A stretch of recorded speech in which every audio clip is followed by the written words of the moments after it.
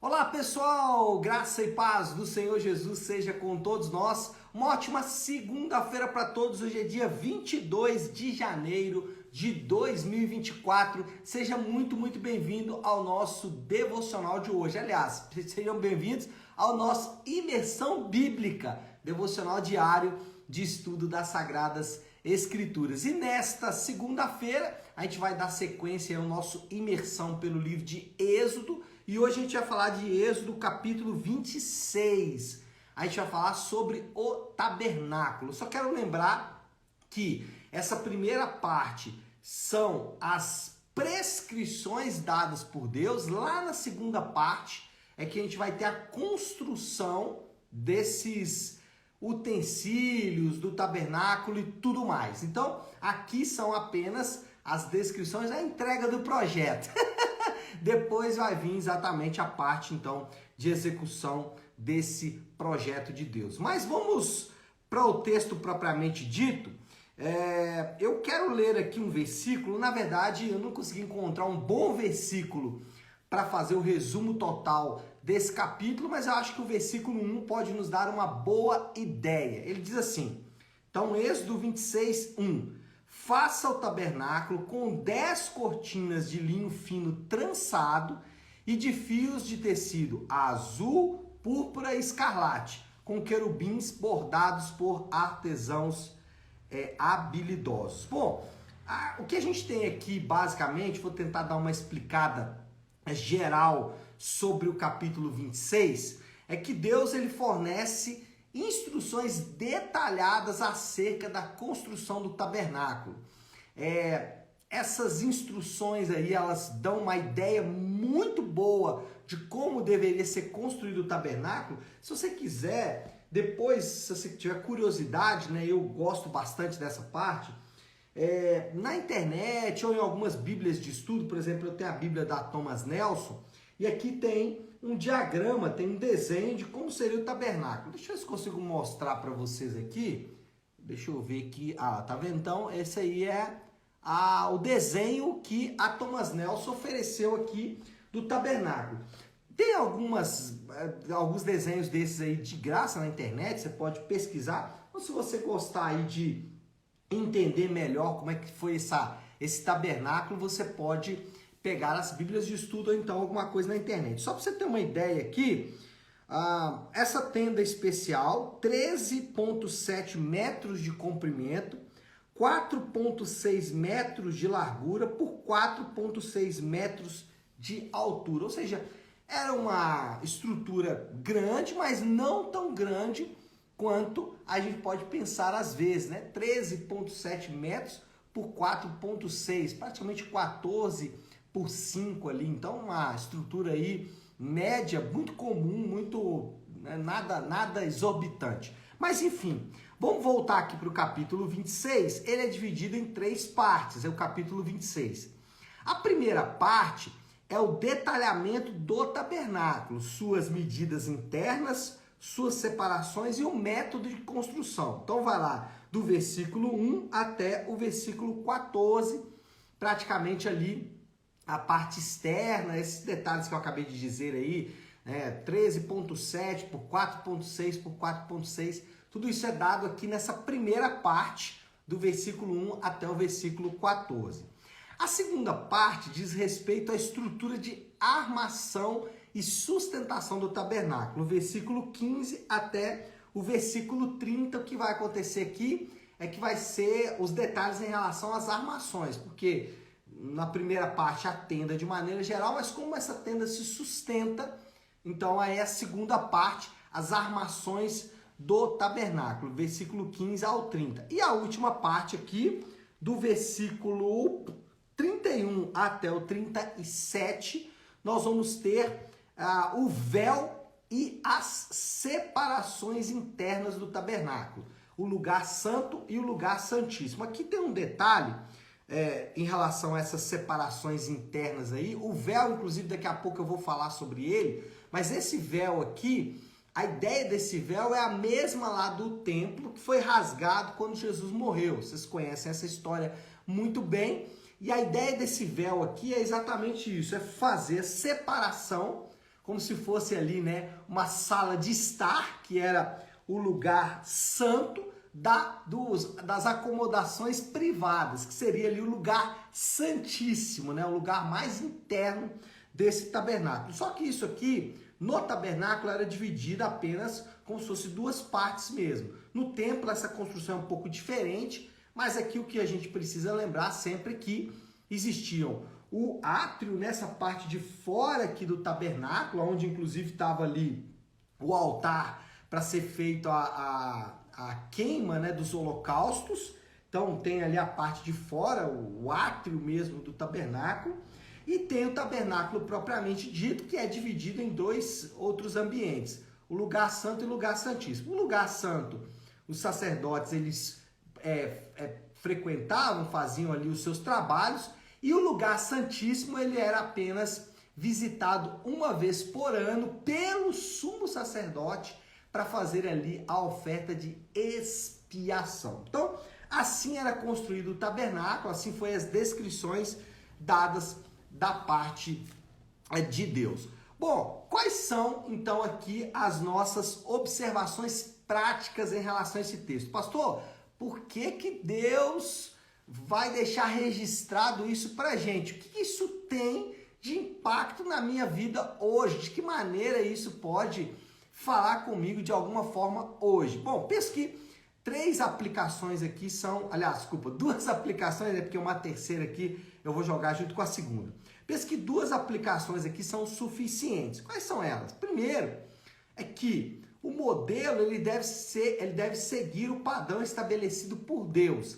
Lembra que eu disse que muitas descrições de Deus, elas têm três aspectos: civil, moral e cerimonial. O tabernáculo tem a ver com uma questão cerimonial. Essa questão cerimonial, ela foi desfeita na nova aliança, mas a forma como Deus fez foi preservado. Como assim? O modelo de Deus, ele deve seguir o padrão de Deus, ou seja, não podemos fazer as coisas como nós achamos melhor ou conveniente. É muito comum, às vezes, né? A gente está conversando com alguém e a pessoa fala, por exemplo, assim: ah, Deus me mandou fazer isso, ou eu faço isso porque isso é mais conveniente para mim. Mas será que isso está de acordo com a prescrição bíblica? Será que Deus, ainda que você ache ali no seu coração que Deus está te aprovando, será que Deus aprovaria algo que ele desaprova na palavra dele? Vamos pensar aqui no tabernáculo. Já pensou se Moisés falasse assim: não, 13,7 de comprimento, vou arredondar para 14, é mais conveniente, é mais fácil de medir.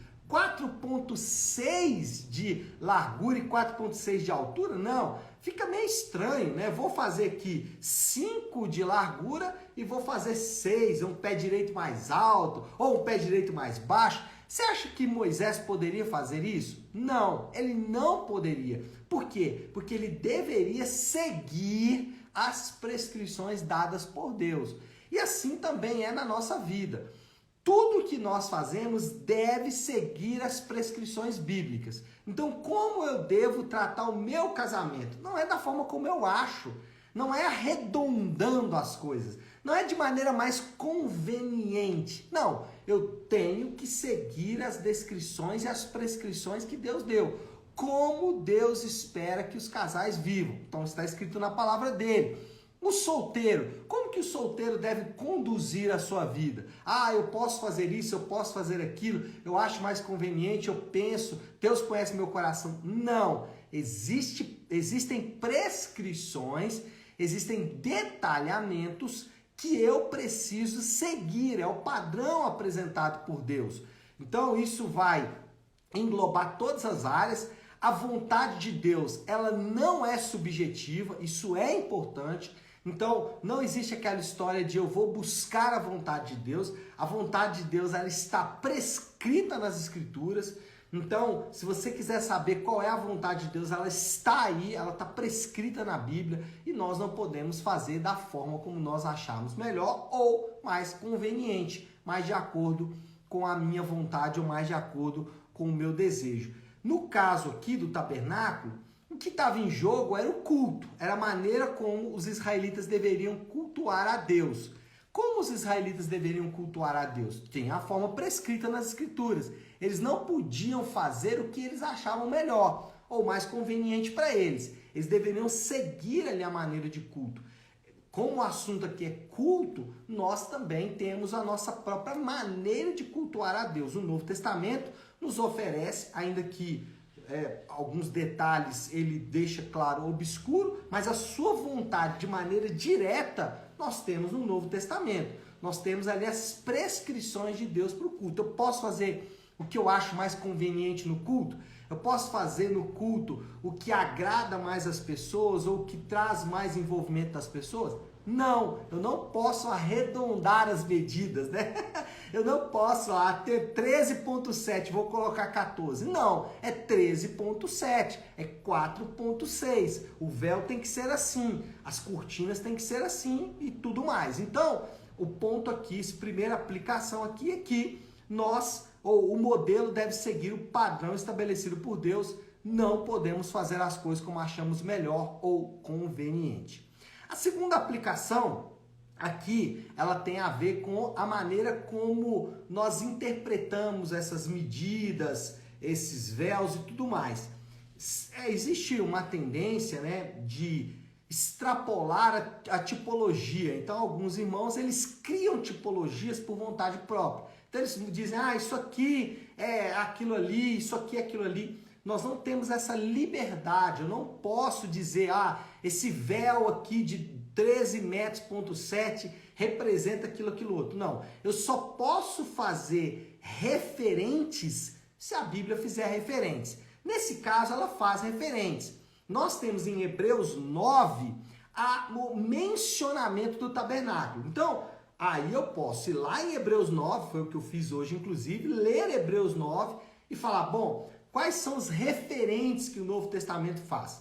Ele não faz links direto, tá? Então, o autor de Hebreus não diz, olha, essa cortina aqui significa não sei o quê, esse armação significa não sei o quê. Não, ele não faz nenhuma dessas coisas. O que ele diz? Ele só ressalta que o que no tabernáculo foi feito de maneira provisória, nós temos feito de maneira definitiva em Jesus. Então, lá no tabernáculo, o sacerdote ele fazia um sacrifício provisório, que duraria inclusive 1 ano. No ano seguinte, ele deveria entrar para dentro do véu, ir no lugar santíssimo e fazer outro sacrifício. O autor de Hebreus diz, olha, acabou, o sacrifício foi feito de maneira definitiva. E ele também menciona ali que agora nós temos acesso ao trono da graça. Viu que aqui você tinha as cortinas que faziam separações? Então você tinha lá o lugar santo, o lugar santíssimo e o átrio, que era o lugar onde todo mundo ficava. Se for fazer aqui de uma ordem mais correta, seria o lugar santíssimo, o lugar santo e o átrio, né? De maneira aí progressiva. Mas enfim, o que o autor de Hebreus diz é que nós temos agora acesso ao trono da graça.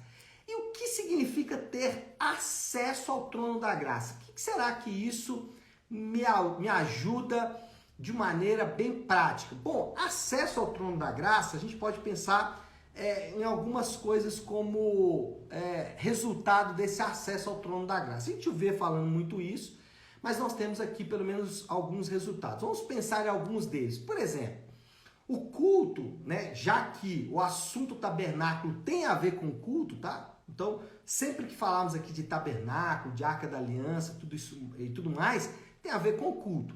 O culto de Israel, ele era feito da seguinte forma. O povo cultuava, mas a presença de Deus estava lá no lugar santíssimo. Então, agora, a presença de Deus está no meio do seu povo. Deus está ali presente no meio do seu povo. De certa forma, o tabernáculo também era isso. Por quê? Porque se a gente vai chegar nessa parte, o tabernáculo ficava exatamente no meio do acampamento. E aí, Israel acampava ao redor do tabernáculo. Então, a presença de Deus estava sempre no meio do seu povo. Hoje, quando cultuamos a Deus, todo domingo, quando agora começamos nosso culto de adoração, em todos os lugares do mundo, Deus se faz presente no meio do seu povo, como era também lá no tabernáculo.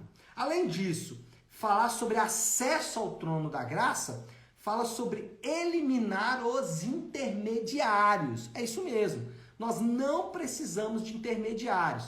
Então, nós não precisamos dos santos, não precisamos. Eu sei que, especialmente no catolicismo romano, é ensinado que nós precisamos dos intermediários, que a gente pode orar. E talvez o intermediário mais evidente que nós temos é Maria. Maria é, para os católicos, uma intermediária. Tem até a expressão que eles usam, que é pede à mãe que o filho atende. Só que isso não é bíblico. Do ponto de vista bíblico, todo o acesso agora está disponível, não existem mais intermediários.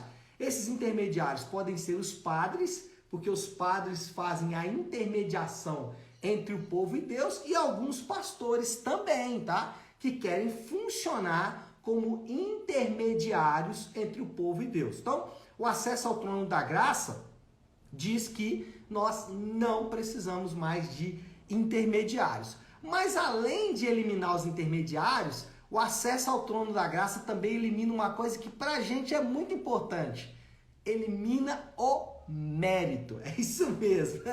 O acesso ao trono da graça faz algo conosco que é extremamente desafiador. Por quê? Porque nós gostamos do mérito. Então, se quer uma coisa que agrada ao crente, é dizer para ele assim, faz um jejum.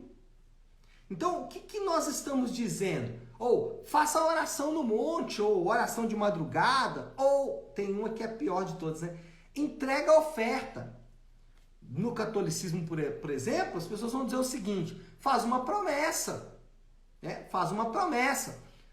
No mundão aí meio espírita, né? Faz uma simpatia. Ou seja, dependa do seu mérito. O acesso ao trono da graça faz algo com a gente que desafia a nossa carne. Ele diz assim, não depende do seu mérito. É isso que o autor de Hebreus fala. Ele fala assim, foi pelo sacrifício, foi pelo sangue de Cristo que nós recebemos acesso ao trono da graça. Sabe o que está dizendo? O mérito não entra na jogada. E eu sei que nós somos treinados a depender da nossa força de vontade, do nosso esforço humano. Pastor, mas será que eu não tenho que me esforçar? Sim, você deve se esforçar, mais do que aquele que depende do mérito. Mas você se esforça não para alcançar o acesso ao trono da graça. Você se esforça como resultado do acesso. Você não se esforça para conseguir o acesso. Você se esforça porque o acesso foi garantido de maneira definitiva. E é isso que o autor de Hebreus vai dizer. Ele vai dizer que pelo sangue de Cristo, o sacrifício agora é definitivo. Ou o véu foi rasgado. Abriu-se tudo ali. Não, mas o véu foi rasgado por quem? Pelo sacrifício definitivo de Cristo. Bom, eu preciso terminar. O assunto é bem gostoso, né, gente? Falar sobre esses assuntos aí faz até a mente tangiversar aqui. Eu estou fazendo isso bastante. Deixa eu já concluir aqui com a moral da história. O que não é possível aos esforços humanos, Deus realizou em Jesus de forma definitiva. O que o esforço humano não era capaz de fazer, Jesus fez por meio do seu sacrifício. E qual é o desafio do Léo? Que desafio que nós temos nesta manhã para começar bem a semana? A aplicação final aqui, a aplicação definitiva. Depender da graça. Gente, se tem algo difícil pra gente é depender da graça de Deus. A gente não quer depender da graça de Deus. A gente quer depender dos nossos esforços humanos. Só que eles são inócuos. Eles não funcionam. Por quê? Porque o acesso ao trono da graça está garantido por meio do sangue de Jesus. Vamos orar, colocar tudo isso aí diante de Deus. Se você puder, pare um instante o que está fazendo e vamos juntos buscar a Deus em oração, orando a oração que o Senhor nos ensinou, a oração do Pai Nosso. Pai nosso que estás nos céus, santificado seja o teu nome. Venha o teu reino, seja feita a tua vontade, assim na terra como no céu. Dá-nos hoje o nosso pão de cada dia. Perdoa as nossas dívidas, assim como perdoamos aos nossos devedores. e não nos deixes cair em tentação, mas livra-nos do mal, porque teu é o reino, o poder e a glória para sempre. Amém. Amém, pessoal? Bom, então é isso. Nós vamos ficando por aqui. Que Deus te abençoe. Uma ótima, uma excelente segunda-feira para todos. Fiquem com Deus.